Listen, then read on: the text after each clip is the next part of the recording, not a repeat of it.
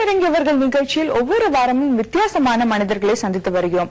இவர்கள் களமிறங்கியவர்கள் மட்டுமல்ல, நம்முடைய வாழ்க்கைக்கு வளமும் நம்மாலும் முடியும் என்ற தன்னம்பிக்கையும் பலமும் தருபவர்கள்.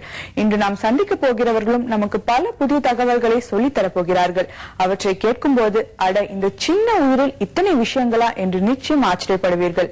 அது என்ன? வாங்க பார்க்கலாம். சில வருடங்களுக்கு முன்பு வரை நமது வீடுகளிலும் தோட்டங்களிலும் பறந்து வட்டம் அடித்துக் கொண்டிருந்த சிட்டுக்குருவிகளை இப்பொழுது பார்க்கவே இயலவில்லையே. என்ன காரணம்?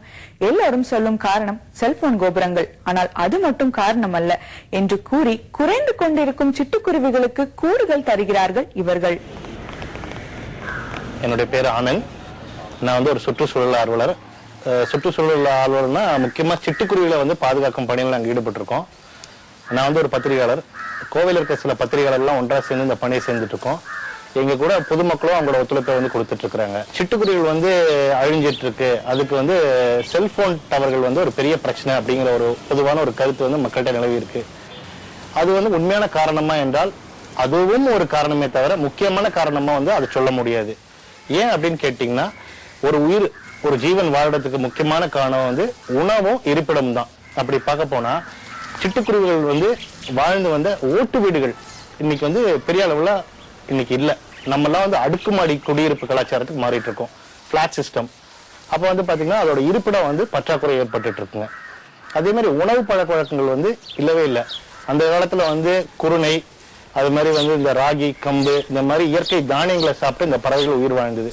இன்னைக்கு பாத்தீங்கன்னா இந்த குருணை அரிசி எல்லாம் கிடைக்கிறது இல்லை.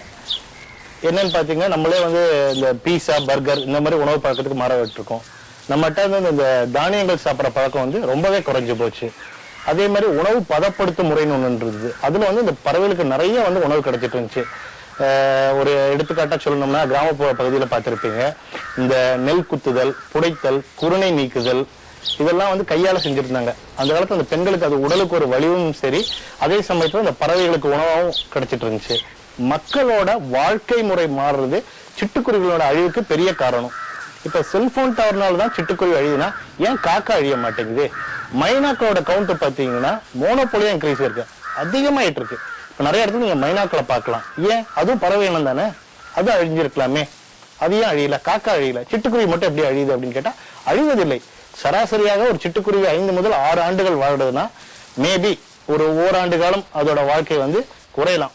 இங்க கோவையிலேயே நிறைய இடங்கள்ல செல்போன் டவருக்கு கீழே தான் கூட கட்டி இருக்குது.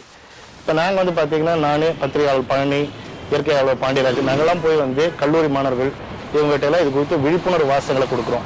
விருப்பமுள்ள மாணவர்கள் எங்களோட தன்னார்வ தொண்டு சேர்த்து விருப்பப்படுறவங்க இந்த மாதிரி பணியில ஈடுபடுறாங்க.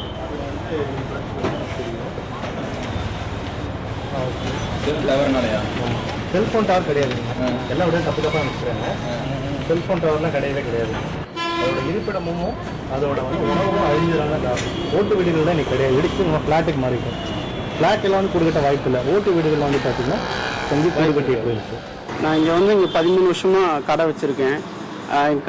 கடை மேலே ஷட்டர் மேலே பார்த்தீங்கன்னா அந்த குருவிகள்லாம் உட்காரும். அந்த குருவி அந்த இடத்துல உட்காந்து முட்டை பொறிச்சு அந்த முட்டையிலிருந்து குஞ்சுகள்லாம் பறித்து அந்த குருவிகளாம் அப்படியே ஓடிட்டு இருக்கும். அப்புறம் பார்த்தீங்கன்னா அந்த ஆனந்துங்கிற ஒரு நண்பர் இந்த நெஸ்ட் அமைப்பில் இருந்து எங்கிட்ட சொன்னார், குருவிகளுடைய முக்கியத்துவத்தை சொன்னார். அப்படி சொல்லும்போது அந்த பாக்ஸ் ஒன்று வாங்கி இங்கே மேலே ஃபிட் பண்ணேன். அந்த குருவிகள்லாம் அதில் தான் முட்டையிட்டு அப்படியே அந்த பறந்து போகிறதெல்லாம் நான் பார்க்குறேன். சில நேரத்தில் எனக்கு மனசு ரொம்ப சங்கடமாக இருக்கும்போது அந்த குருவிகளை பார்க்கும்போது எனக்கு ரொம்ப ஆனந்தமாகவும் சந்தோஷமாகவும் இருக்கும்.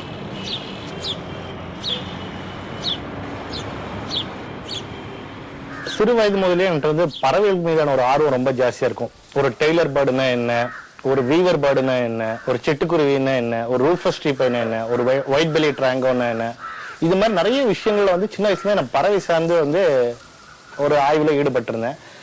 பீங் ஒரு வைல்ட் லைஃப் போட்டோகிராஃபரா இருக்கிறதுனால அந்த பறவைகளை பத்தி ரொம்ப ஆர்வம். இது எப்படி கூடு கட்டும், இதோட நெஸ்டிங் பிளேஸ் எப்படி இருக்கும், இதோட ரூஸ்டிங் ஏரியா எப்படி இருக்கும், இதோட இன்குபேஷன் எப்படி இருக்கும்ட்டு, இதெல்லாம் காரணம் வரதுக்கு என்ன அடிப்படையான காரணம்னா, நான் சின்ன வயசுல கொஞ்சம் ஊருக்கு ஒதுக்குப்புறமான ஒரு ஏரியாவில் நாங்கள் குடியிருந்தோம்.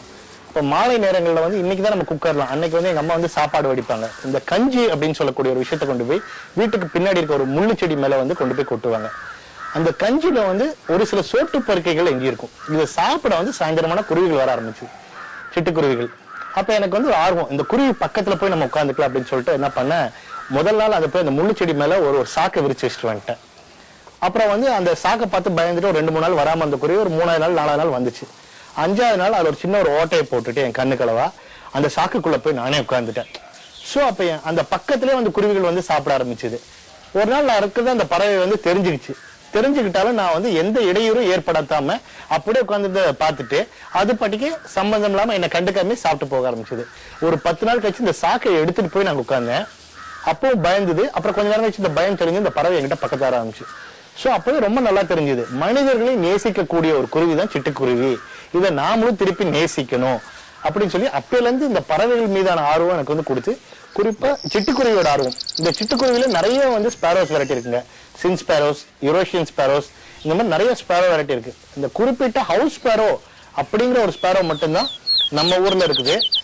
இப்ப இந்த குருவிகளை வந்து நான் இந்த மாதிரி ஆர்வம் வந்து இருக்கு ஜாஸ்தியாக தான் வந்து நாங்க கிராமப்புற பகுதியில போய் இது எங்கெல்லாம் தங்குது, எங்கெல்லாம் கூடு கட்டுது, இதோட கூடுகள் அமைக்கும் முறை என்ன, எந்த மாதிரி ஒரு தட்பவெட்ப நிலையில முட்டை பொறிக்குது அப்படின்னா பார்த்தா இதுக்கு குறிப்பிட்ட தட்பவெட்ப நிலைன்னு ஒண்ணுமே கிடையாது. வால்பாறையில பாத்தீங்கன்னா நல்ல குளிர் பிரதேசம், அங்கேயும் கூடு கட்டுது. ஊட்டிலயும் இருக்குது, கோயம்புத்தூர்லயும் இருக்குது, திருச்சியில இருக்கு, மதுரையில இருக்கு. இதுக்கு தேவையானதெல்லாம் என்ன அப்படின்னா ஒரு சின்ன இருப்பிடம். அதுதான் இது வந்து மரத்துல கூடு கட்டவே கட்டாது. அதனால யாரும் வந்து சிட்டுக்குருவி மரத்துல கூடு கட்டுது அப்படிங்கிற எண்ணங்களே வேண்டாம். இந்த பறவைகள் ஆர்வம் எனக்கு அதிகரிக்க இந்த பறவைகளை இப்படிதான் அப்சர்வ் பண்ண ஆரம்பிச்சேன். கிராமப்புறங்களை போய் இரவுல வந்து எங்க பாக்குறதுன்னா பார்த்தா வீட்டுக்குள்ளதான் வந்து கூடு கட்டுச்சு. ஓ, இந்த பறவை வீட்டுக்குள்ளதான் கூடு கட்டுதா அப்படின்னு. சரி, உணவுக்கு என்ன பண்ணுன்னு பார்த்தா இந்த கிராமப்புற பகுதிகளில் இவங்க காய வைக்கக்கூடிய திணை, கோதுமை, கம்பு, ராகி, இந்த அரிசி, சோளம் இதெல்லாம் சாப்பிட ஆரம்பிச்சு. ஓ, அப்ப இங்க இதுதான் இதோட உணவு பழக்க வழக்கங்கள். இங்க இருந்தா நாங்க வந்து காப்பாற்ற ஆரம்பிச்சோம். சரி, இதோட இருப்பிடமும் உணவு பழக்க வழக்கம் தான் பிரச்சனை அப்படின்னு சொல்லிட்டு இங்கெல்லாம் இந்த குருவி இருக்குதோ அதை வந்து ஒரு பட்டியல் தயாரிச்சோம். அங்க போய் வீடு வீடா பேசிட்டு இந்த மாதிரி அரிசி போட ஆரம்பிச்சு, பெட்டிகள் வைக்க ஆரம்பிச்சு நாங்க இதோட இந்த சிட்டுக்குருவிகளை வந்து இன்னைக்கு இன்க்ரீஸ் பண்ணிட்டு இருக்கோம்.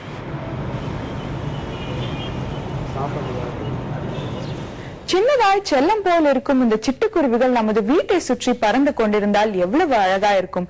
நமது வீட்டுக்கு அவற்றை வர வைத்து அவைகளை வாழ வைப்பது குறித்து இன்னும் பல சங்கதிகள் இருக்கின்றன. வரும் பகுதியில் அவற்றை பார்ப்போம்.